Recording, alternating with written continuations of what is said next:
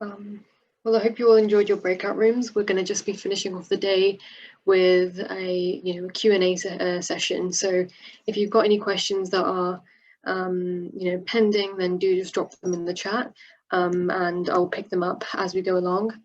But I thought we could start with some sort of questions that I thought we'd missed during the day. I know that most of the ones in the chat were answered during the course of the day anyway. So, but if there's anything else that comes to mind, please feel free to just drop it in the chat, or you can message it to me privately or over the chat, and we can ask that question to one of our panelists. I know you've met some of the people on some of the students here. I'm just going to be allocating your questions to the person I see that would answer it well. So one of the questions that I thought we could address a little bit more is about the admissions tests. Most subjects, pretty much all subjects, will have a admissions test as part of their application process, and I thought we may be able to offer some advice on those tests and just how to go about preparing them. Anybody want, like, Simi, if you want to take that one? Yeah, no, that's fine. So for psychology, I know I did have an admissions test, but I think at least at Cambridge, they might be taking that out from next year. And it's also highly college specific. So you have the admissions test, but some colleges also want you to submit an essay so that they can have a look at your work.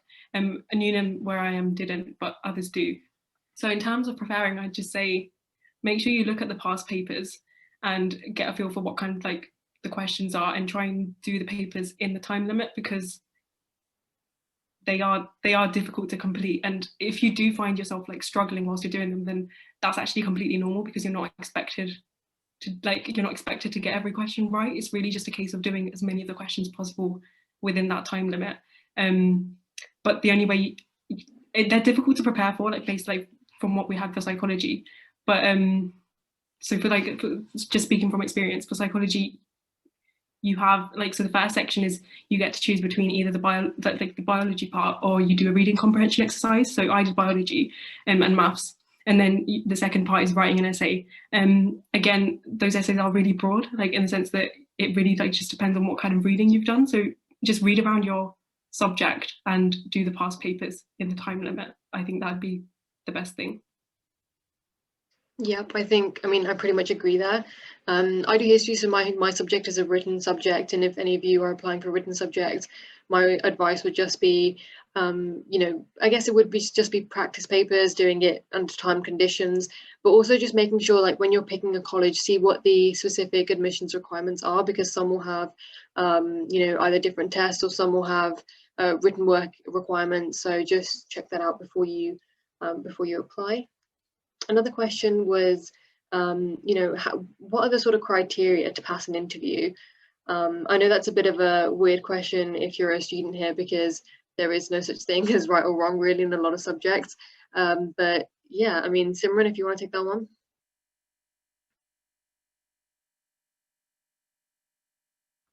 Yeah, so one thing I would just say is, when you're posed with a question, obviously they won't have right or wrong answer, but it's about just following the logical chain of what your reasoning is. So regardless of what answer you give, it just has to make sense with what you're saying.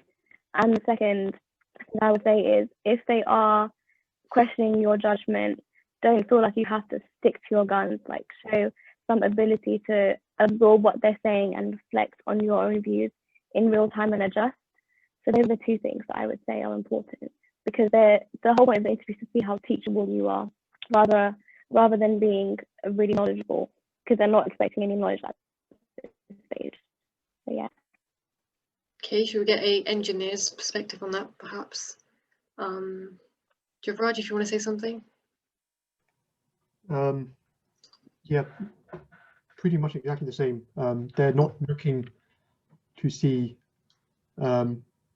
whether they're not asking a question to see if you can reach the answer, trying to see how you can think, and how teachable you are, and how well you understand the fundamental concepts. So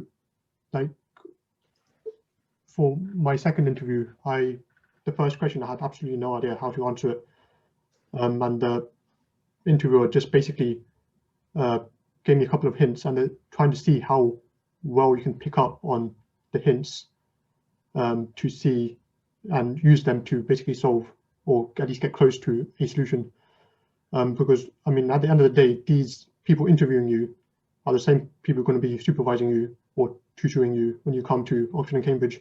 So they want to see that they would enjoy teaching you. And yeah, essentially they're looking, I think the main piece of advice I can give is to speak your thoughts, essentially. Obviously you write stuff down, but try and explain, at least for engineering, try and explain what you're writing down, what your thought process is, and yeah, how you're at least attempting to solve the solution. And listen to what the interviewer is saying, because they might like try and subtly drop a hint and help you. So yeah, just yeah. Great. Another question that I know that I struggled with a little bit when I was in college was, how do I choose a course? I know for some people it's a super obvious choice and there's one distinctive, course that people have their mindset on for a long time. But usually, people some students in college will struggle distinguishing between whether they'd be better suited to like physics or maths, or whether they'd prefer, history or, a more political based course, or like there's a lot of overlap and similarities. Like you could want to study history, but we could also have an inclination to study law, for example. So I thought it'd be cool if we break down how we made our subject choices. So Dilmeet, if you want to give that one a crack. I'm not sure whether it was a difficult choice for you, but your process. Yeah, I mean, it was quite a difficult choice for me, because I had quite a lot of different interests. I'd say there are like 3 factors that you should consider when you're like looking for a course. So the first would be careers, and then second would be like strengths, and then like third would be like your academic interests. So like with careers, like if you want to go into medicine or something where like you need a specific degree, obviously go and try and do that specific degree. But like for a lot of careers, you don't need a specific degree. So like with law, you can either study law like any other subject and do like a conversion. Similarly with like finance or investment banking, you can like pretty much get in with like any subject degree. For like your strengths, like try and look at something you're good at. So like if you're very good at maths or something like that, try aim for like STEM subjects. If you're very good at essay writing or very good at like debating, try looking more at like humanities subjects, so like politics or law, something of that sort. And then like finally, your academic interests. So like if you've got like a very specific or niche interest within something, so like whether it be politics or a very niche or specific, specific period within history, you want to try and look at the modules of those specific courses, and usually they are available to the public. Like you can find them on your university's website and like see whether or not those modules will fit in within your interests. So like at Cambridge, at least for HSPS, like the politics and international relations modules, they have like paper guides, and like you can literally see what you're going to be studying if you were to choose those modules. And like you can literally see like what you're going to be studying, what the lectures are going to be about, and like you kind of realize it's very theoretical and very abstract, whereas a politics degree at like Warwick or somewhere else might be a lot more contemporary. So like they might focus on like Brexit or like very policy based issues rather than it being philosophical or sort of very conceptual. So I'd say keep those 3 in mind. And like at the end of the day, from my experience, like, or from like the people I've seen, there is a lot of course switching that goes on, and like it's not that difficult. I know people that have like switched from like courses. So like I know someone who switched from NatSci to engineering, and then like a term later switched back to NatSci. So NatSci stands for natural sciences. So like you don't have to like make your mind up at this point. Like there are even people that switch courses in like second year. So as long as like you meet like the entry requirements and like have the skills for it, you don't worry too much about like very sort of specific courses, but do make sure like you have an idea about like a broad range of courses that are a bit similar. So like humanities versus STEM.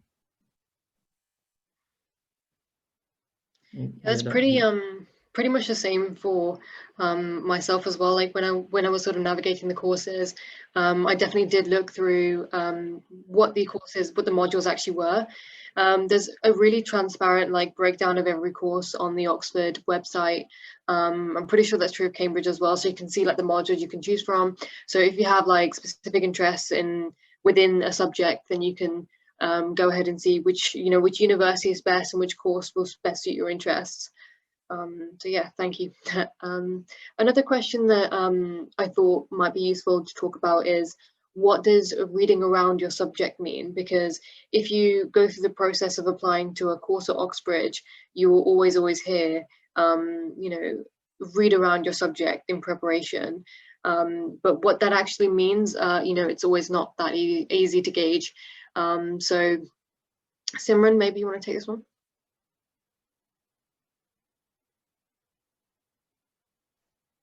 I think the best way you can read around a subject is to take things that are most accessible to you. When it comes to personal statements or interviews or anything like that, they're not expecting you to have knowledge of really technical aspects of law. Just looking at the world around you and just seeing like legal implications. There's a lot of stuff happening right now. I'm not going to name it, but we all know. But there's a lot of stuff going around, and so a lot of that is very accessible at the moment. So you can just dig into that, find a new story that you like, follow that, and just take an interest in certain things. And once you start doing that reading, you find certain types of stories that interest you, and you can keep following those. But for me, I didn't really do much reading around my subject, kind of just went with the flow. Okay. Simi? Yeah, so for psychology, because it's so vast, like you could be interested in, the more the biological side of things, like mental health, or you might be interested in social psychology. But there are like online like magazines and stuff like so one that I read was like Psychology Today. So that just gives you a brief, like, every couple of days there's articles on there updating you about the recent work that's being conducted in the various like domains of psychology. So you might want to pick one and focus on that. Or even like reading around just doesn't necessarily mean you just have to read stuff. But even just like watching things like TED Talks, like I know from like psychology a lot of people did that, or like doing like short online courses. So maybe you read about something and you find it interesting, and then you go and do a short online course on that. That's always a good idea. Or you might actually read an article that you find interesting, but you're not really sure where to go from with it. You can always like contact the author. So I know like the one thing that I did was like email like professors that had written the articles, and a lot of the time they do respond back to you and they're willing to have a conversation about a specific topic. So it's more about like maybe you've read one thing and how it links to how that inspired you, rather than just trying to like read everything at once. It's more about picking niche topics within things that you like and then developing those interests further, rather than just trying to be all knowledgeable about everything. May I chime in here quickly? Go on. Yeah, I just want to also about reading up. I know this is quite specific to HSPS, considering it is such a broad subject. But I remember when going to my interview and writing my personal statement, a lot of the things I involved weren't particularly, watching BBC News all the time or reading like very academic essays. Even things that kind of you think might not necessarily be as relevant can still be applicable if you take the time to really articulate why. Because you've got to remember, it's about presenting you as a person. So I remember in my personal statement, I was talking in the breakout rooms about it, I mentioned an art exhibition I went to and a poetry collection I've read. And even though in and of themselves, they don't feel like they'll be relevant to politics, I argued that sort of how, in terms of art, about how to express identity and how identity is important to forming political ideas. And I also talked about things like sort of Sikh history I mentioned, and about how that led me to think about colonialism and how the world is shaped. So don't think about like anything you do is sort of unproductive or irrelevant, because everything can be if you are able to articulate it. And by of course, please go deep into what you're trying to study, develop a passion for it, because that's what they're looking for. But also demonstrate that you can find that passion in the other things that you do, especially, for example, some of our politics. If you can find the politics in the day-to-day stuff, it's really insightful. Maybe this might not be as applicable to sort of subjects in the STEM field, but also the humanities. If you're able to sort of show that you can unpick and critically think about things, even if they're not explicitly related to the course, they're still really useful. Yeah, but I think, in terms of, in general and broadly across all subjects, it's about proactively seeking out what your interests are and being able to articulate those to your tutors and express your sort of passion. When it comes to humanities subjects and more arty subjects, it's about being able to just recognize that everything is open to interpretation, and tutors will really look for that when they're speaking to you, so they can recognize that, okay, this person's not only gone and read something about what they're interested about, but they've gone and thought about it. And you just actually keep stressing that throughout the degree anyway, like, what have you thought, what do you really think? And they'll really probe you, and that's the same, that's very true of interviews as well. Yeah, that's the only I wrote down those 4 sort of broad questions, but if there's any other ones that you have, then the chat's obviously open for you to drop them in there. They can be really minor as well, like nothing is too simple to ask, so feel free to keep dropping questions in the chat. While we wait, I'm just going to give you guys a quick reminder of what happens following the conference as well. So expect to receive a package in the post. It's going to contain some resources about applying an application. So it will have a book that's relevant to your subject, and it will also contain some Christchurch and Trinity merch. It will also have a prospectus and a couple of like refreshments and stuff. Obviously nothing that will expire, but you can find that, you'll expect to find that in the post. And we'll also be circulating like a feedback form, so if you guys could get that back to us soon, that would be great. Another thing I just needed to make before, just in case we have to finish abruptly, is we will need your safeguarding forms back, more today or tomorrow if that's possible, just because this event is being recorded. Do you guys have any other questions that they could potentially benefit from?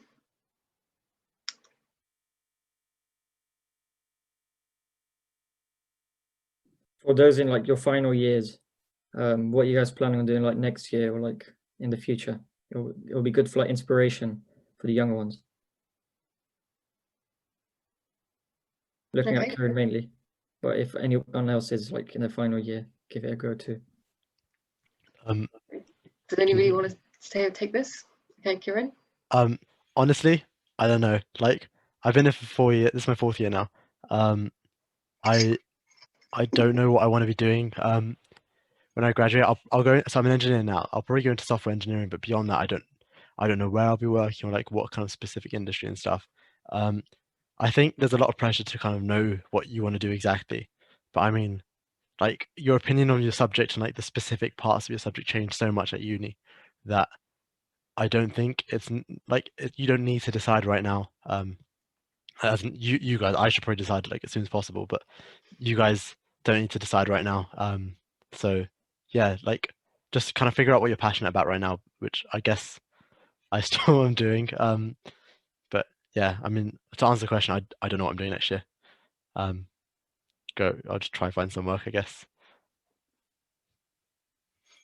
Yeah, it's the same for me actually. Even still, like I know we're probably sixth form is really sort of conditioning you to really sort of have this all set up, but even us, like we're in our final years at Cambridge, but whether it's going, into the workforce or whether it's into academia, like it's still not necessarily sort of that clear. But it's more about, yeah, as Kieran was saying, developing a passion for something. And that's what we went into. These are things we enjoy. And at the end of the day, those things are going to carry us forward as we go. We are going to leave with a degree that's very powerful. So no matter what we choose to go in, because we've demonstrated that passion, that's something that employers will look for. And for us, that's kind of the main thing. I think I got another question. I think Kieran, you're quite quick to do with that one. Oh, I see. Okay. I can read it out. Someone's asked, if you do go on to a master's degree, is it hard to balance your degree and employment? Is there anybody here who's going on to a master's? Rajan, do you want to take that?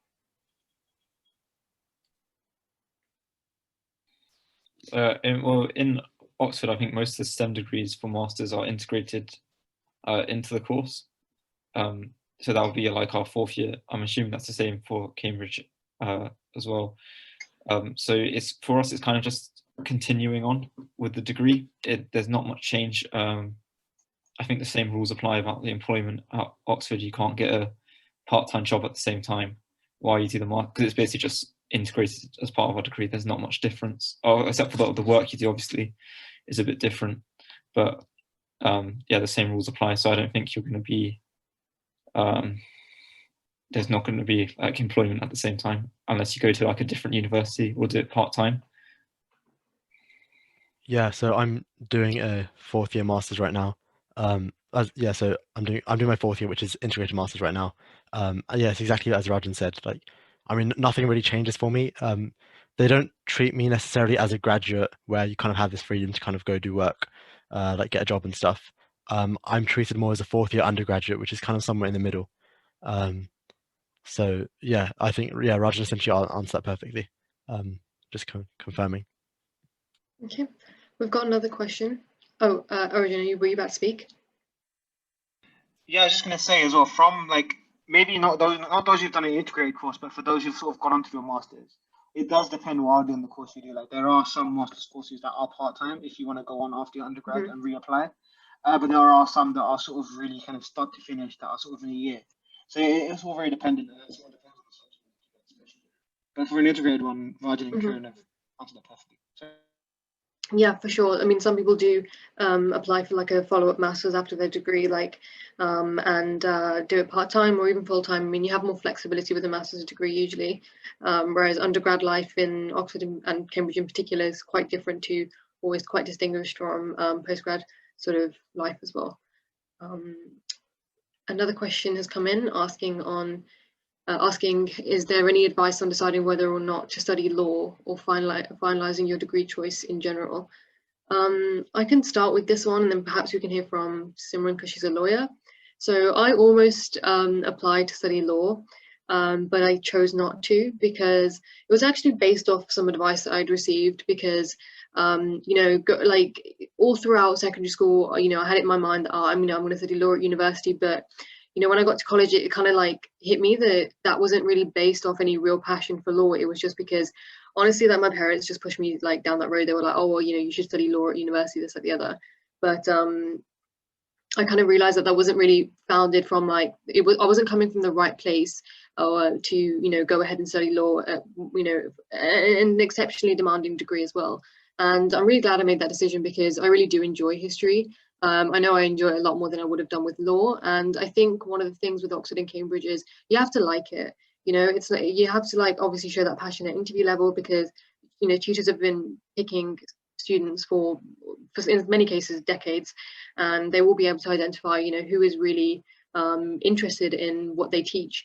And I know I wouldn't have really been able to demonstrate that with law. But also, if you don't like it, then you won't really be able to, you know, have the best time here or make the most of the experience at Oxbridge because you have to like the work.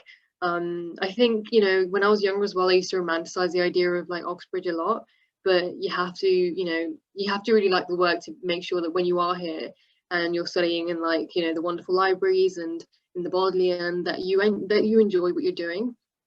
So my advice would be to just go back to you know, go reflect on like the subjects that you've got at A level or that you're doing at A level, and have a look into the breakdown of the modules at both Oxford and Cambridge for the law degree, and you know, really think, you know, is this something I'm going to enjoy? Because to do well in the subjects here, you have to enjoy it. And if you want to sort of become a solicitor or go into law or pursue law after university, which is, I assume, what you want to do, considering you're considering law at university, then you have to get like good grades and you have to do well in your degree. But if you feel like you're not going to thrive in a law degree, then it's better to do a non-law degree and then pursue like the solicitor path. And there's no like discrimination between the two different degrees when it comes to employment.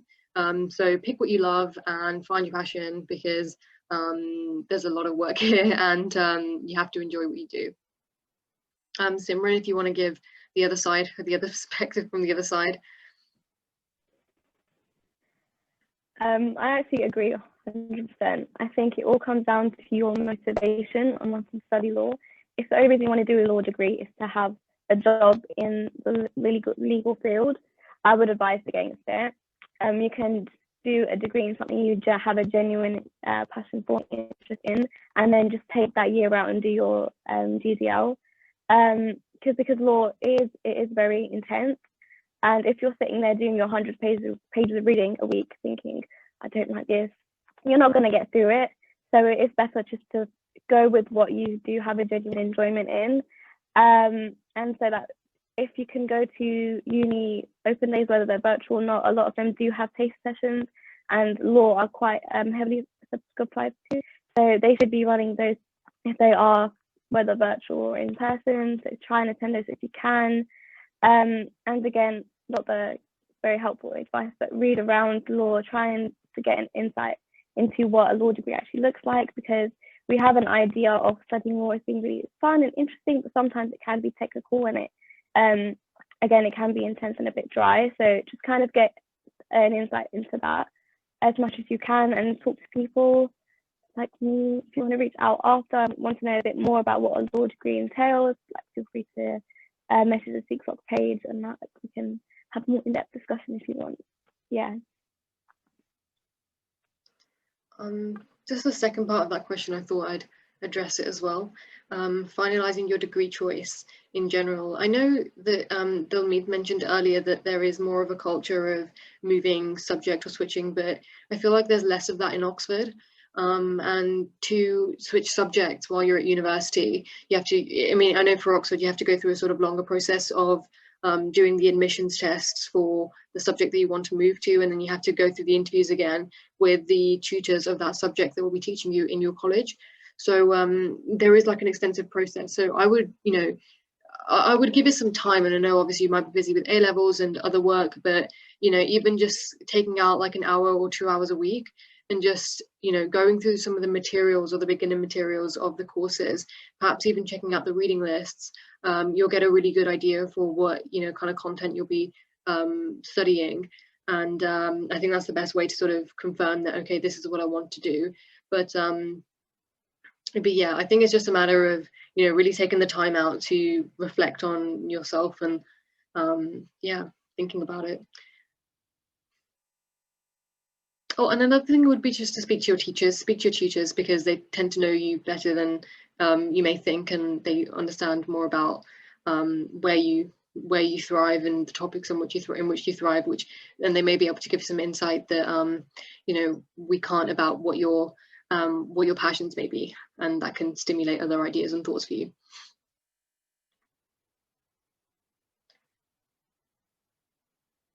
We have another 15 minutes if anybody else wants to ask any questions.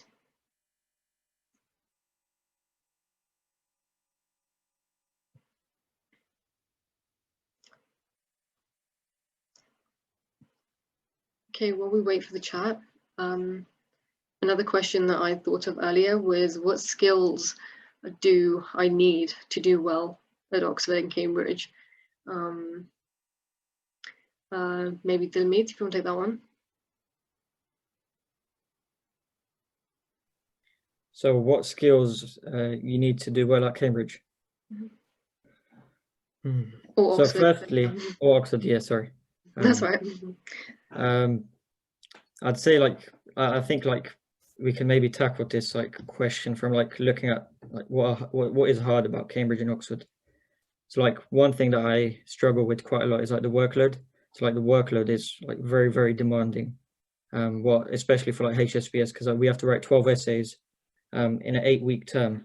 And like in comparison to other universities like my friend at LSE who does politics and IR, he has to write 4 essays over like a longer term. And like what this means is like you need to be very good with like your time management. So time management skills and like generally being organized is very, very important, because even though you have 8 weeks, a lot of your supervisions or tutorials might be bunched up in the middle. So effectively you might only have like 6 weeks to do them. And like what sometimes happens is like you don't know the essay question until like very late into the term as well. So like, you can't really plan ahead that much. But for what you do know, you need to make sure that like you don't procrastinate that much, but also like you're able to manage your time, because I like Cambridge and Oxford, you're going to have a lot of extracurriculars because there's way more to do than at other unis. So like there's a Sikh society, there's like university sports, like Arjun and Kieran participate in. Then there's also college sports. So like I play for my college's third team for football, and like we have a match every weekend. Then we also go to the Gurdwara every Sunday, or try to at least. And then we have like weekly Dehada Sahib, and then also like a bunch of other extracurriculars. And what this means is like you need to make sure that you're able to like, you know, make a decision as to whether or not you'll be able to go to the football match, or whether or not, you know, you need to ask your supervisor for an extended deadline or something like that. So like my first main sort of skill that I would say will prepare you well is time management. The second skill, I'd say generally motivation. Like it's very, very difficult, and like you need to be motivated to like continue. So like you need to see like light at the end of the tunnel. It is very easy to like get lost in all the work, and like I know some people they do like take time off or ask for some time off, and like generally if you want to do you know, survive Cambridge or Oxford, like you need to also be like very motivated. So, and I think this goes back to like what Simran was talking about, like being motivated about your subject. Like if you don't enjoy it, it's going to be very difficult, and it's already, you know, very difficult even if you do enjoy it. But that being said, like there is a lot of support here, and like there are a lot of people that are willing to help you. So like all of my supervisors, like if you tell them like you need to submit an essay plan rather than a full essay, like they'll be very happy to accept that. Or like I've asked my supervisor, who's also my DOS, if I can submit like essays after terms finished during like the holidays, and like she's totally fine with that as well. But yeah, time management and motivation would be the two most important skills that I would say are important. Another one I would add, to be honest, from like a humanities perspective, is, you know, in your first year at university, and I think this is true of pretty much all universities, but I think it's especially true of Oxbridge, is that you kind of learn how to read like a university student. So when you read in secondary school, it's just a very, or college, it's a very different sort of activity or exercise than it is at degree level. At degree level, you'll be faced with a lot more heavy literature. So, you know, you'll be reading, you know, historians or scholars' arguments on whatever you're learning about, and you kind of learn how to pick up information faster and be able to manage a lot more sort of information and knowledge input, I guess, quicker. So you become a lot more effective at that over the course of your degree, but particularly it's a big sort of jump in first year. So one of the skills I would certainly exercise before starting your degrees is just being able to face a whole bunch of material and, you know, either summarize it in your mind or be able to note take very fast, because that's certainly a skill, I think, to be honest, in any degree, because I know with even sciences you'll be using textbooks and even like lectures. I mean, in a similar sort of sense, you'll be summarizing a huge like wealths of material into more digestible bits of knowledge, so you can you know, produce work and stuff. So yeah, that's certainly very important. Yeah, I can speak as someone who like necessarily may not have had the time management side of it down, but I've always said from the beginning that the pinnacle and like the real challenge of Oxbridge isn't necessarily the workload, which it is manageable if you kind of are able to keep up with it, but I think it is about the balance, and it's about kind of managing both, you know, the workload, but as well as your mental health and your social life, because both are equally as important. And that's why Roma kind of went on to say like there is a really kind of big work hard, play hard culture, because it's true, you know, when things are ramping up, you know, you got to find your ways to cope through it. And I think as you guys go through sort of sixth form and you start to learn how you work and you learn how you study and you start learning more independently, you will kind of pick up those skills as you go. I do a degree where I don't necessarily have that many contact hours. I only have a few lectures a week, and then everything else is sort of my own time to sort of read and write. And for me, initially, I struggled with that because I kind of spend most of that time, you know, doing other things. But for me, it was about kind of finding that healthy balance of, okay, maybe being in the library a couple of hours and then taking the time out to actually see friends. Because too much of one is terrible, you know. If you're too much of a shite, then you're just worried about, you know, hitting your word counts. You won't get any experience. But if you also, you know, spend too much time out and about, you're never going to get the same thing. So the big challenge, I think, and that's going to be any university experience, is about finding the balance. And it's through, you know, it's through those little details of the little things you do that's where you kind of really are able to make the most out of your experience.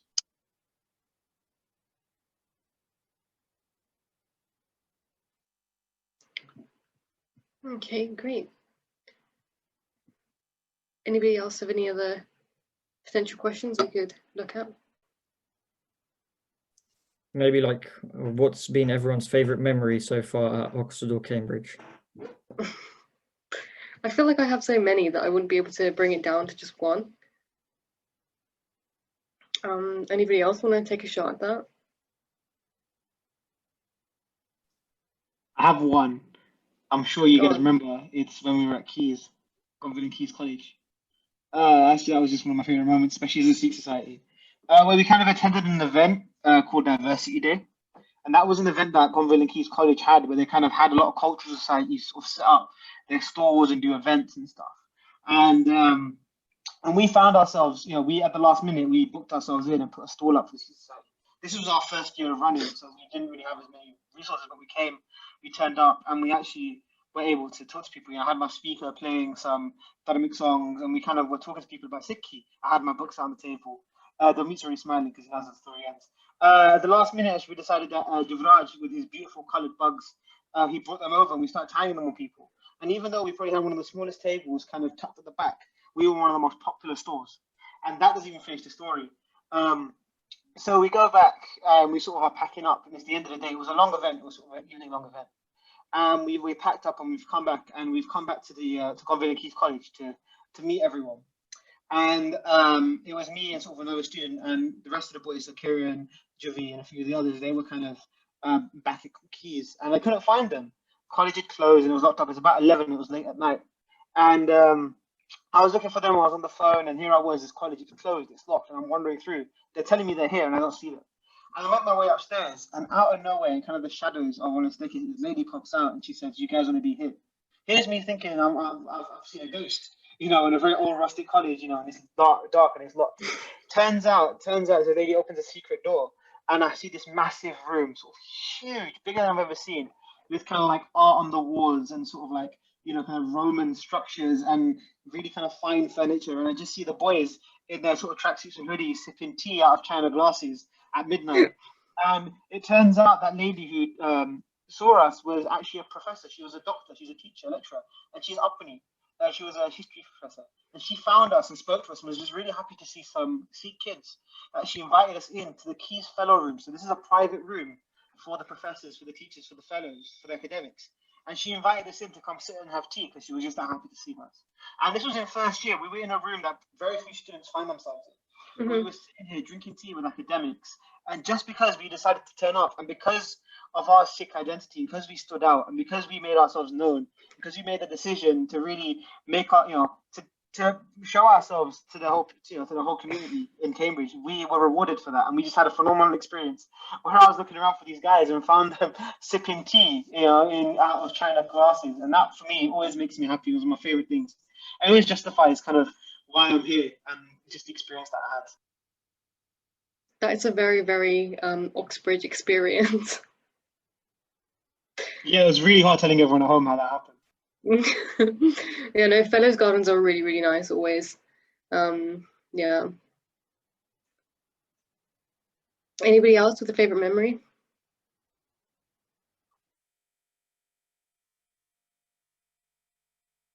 We do have lots. I'm pretty sure all of us have like a lot of great university experiences. Oxford and Cambridge aren't just all about working really, really hard. Go on, Dilmeet. Yeah, so like a few weeks ago, we were like in a common room, me, Arjun, and Amrit. And, like we ordered Domino's, so like we were there for like a few hours. It was just us three, and then like I go to the bathroom and like I come back, and like all of a sudden Amrit's like proper shook. He's like telling me, "Stay there, don't move, don't get close to him." And there's like Arjun's face is like proper serious, Amrit's face proper serious. I'm like, "What's going on?" And then Arjun tells us he's got a message that like someone in his household tested positive for COVID. And like, oh crap, what are we gonna do? Because like we already ordered Domino's and like we're just waiting for it to arrive, and like we paid for it and everything. But like at the same time, we don't want to get COVID. But then, yeah, I mean, I was like, we've already spent like 2 or 3 hours with him. Like if we've gotten it, we're probably already infected. And Amrit's like, no, we can't have that mindset. So like, he left, and like me and Arjun are still waiting for Domino's. then Narnid, who's also on the call, he messages me on Discord. He's like, are you guys still there? I'm like, yeah. And I was like, but you might not want to come because Arjun might have COVID. And he's like, is there food? I was like, yeah. And he's like, okay, I don't care.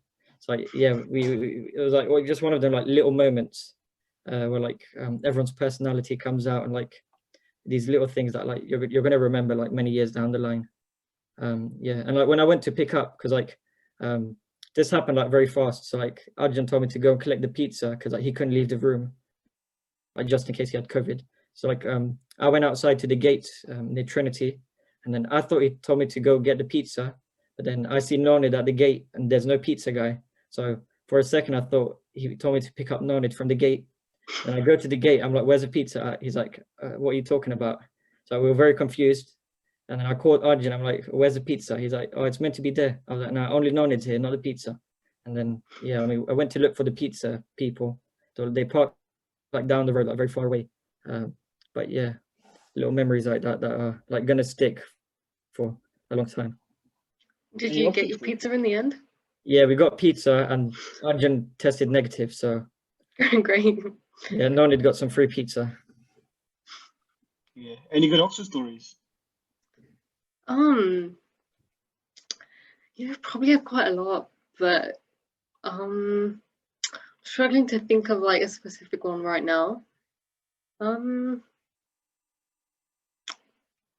come on. I believe in you. You got this. Think of a story. I know you've got stories. I believe in you. I think the problem everyone's having is that like it's not like you have one standout memory. You just have loads and loads of like random things that come to you at random times as well. Like a lot of my really fond memories are to do with Sikh because it's kind of like I mean for a lot of us it's just been our life for the last however many years we've been involved with it. So some of my favorite Sikh memories are like we've done like an Amrit Vela Nitnem, like kind of a whole kind of function at Amrit Vela, which is really, really nice. We did a whole conference where we invited kind of random people, kind of the public as well, like not just uni students, to learn about Guru Nanak Dev Ji. And we had like 150 people there, which was huge for us. And then even like social stuff, like a few of us will just sometimes meet up. We'll have jar. We'll watch like a Punjabi movie or something. Play like some board games and stuff for absolutely no reason until like 3-4 o'clock in the morning. When we all have like 9 a.m. lectures the next day because we just kind of we don't care. We're just like enjoying the moment right now. And it's like yeah, we have like really cool concrete experiences where we get to do like really cool things and stuff. But I think honestly, I value those little moments where you're just hanging out with like the people you're like closest with in the university and kind of just forgetting about all your uni stresses and stuff like that and just kind of enjoying the moment. I think that's what I personally really value. Yeah, I think when people ask is it like Harry Potter, I'm like, yeah, I mean it can be if you wanted to. Like you can go to a wooden walled library, you can wear a gown to dinner if you want to. So if you want that Harry Potter experience, you can find it here. And like you do weird things like in Oxford, like it'll be like this historic like 500-year-old library. It's like beautiful, but someone will be sitting there with like a pot noodle. Like that just sums up like college life really.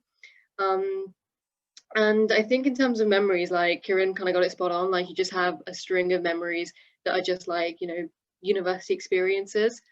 I know like one particular highlight that just came to mind was because we have a sort of quite tight-knit culture with the Cambridge Sikh Society, so Oxford and Cambridge, like sometimes we'll do like we'll sort of meet up, and we've met up in London a couple times, and once we came around to Cambridge and we sort of went around Trinity College and it was really nice, played pool, and that was just like a really nice like chill time. Yeah, something, and it was Christmassy as well. I know it was winter, it was very cold. But yeah, it was just very nice because Cambridge is a very Christmassy town. Oh, do you guys not have Bridgemas? Huh? Do you guys not have Bridgemas? Bridges, Cambridge. No, because our term ends at the end of November, so we go home for December. Yeah. We treat the end of this November. You call it Bridgemas? Yeah, so we celebrate like a version of Christmas a month early, but like with everyone in Cambridge. We call it Oxmas. There you go. Yeah. Yeah, so we kind of have that, like we already get in the Christmas spirit while we're here, and then we Yeah, same. I think we're gonna put like a Christmas tree in our corridor or something with like a bit of tinsel on everyone's door. No, there's definitely that kind of like spirit, and I think that's just one thing that's quite nice, where it's quite homely. That's one thing, because Yeah, we're in quite smaller towns and we've all come from bigger cities. Like, it's really nice to have that smaller town feel where we can just kind of be a bit out and about and for do sure. cute things like that, and it's quite tight knit. And I feel like that's one thing like we do take for granted in Oxford and Cambridge, I guess. Yeah, You know, if we were in like a city, you know, like in Leicester or Birmingham, like I'm sure we'd have a lovely experience, but it wouldn't be the same. yeah. Okay, guys, it's 4:30. We should probably think about wrapping up. Thank you everybody for coming. You will be receiving little packages in the post very soon. I think, you know, just my final advice, and then I think everybody else, and anybody else, if you want to give something as well, then you can say it. Is just no matter what the sort of perceptions of Oxford and Cambridge are, and what the sort of stereotypes of these places are, as quite sort of you know, like backwards institutions, there is a place for you here, and you can make your experience here whatever you want it to be. Of course, there is going to be a lot of work, but there's also you know, there is also so much opportunity here. There's so much you can really have a great intellectual experience, and you can make many friends for life. And you won't feel lonely. There are great Sikh societies and Indian societies, so you will be able to make lots of friends.